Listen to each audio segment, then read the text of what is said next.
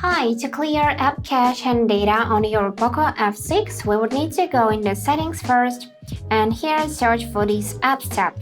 After that, select manage apps and choose an app for which you wanna clear cache and data. But notice that this will delete just all of the data of this app, so be careful. I'm gonna select Google Chrome. Let's just find it in this list. I'm gonna scroll a bit and search for the Google Chrome, and yes, here it is. Now we are selecting it, and we would need to go in the storage, and here we can see the amount of cache, user data, app size, and total.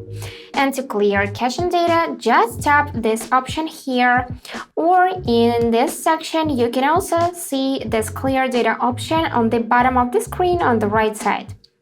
So just tap it and select to clear cache, and then confirm it by tapping the OK button.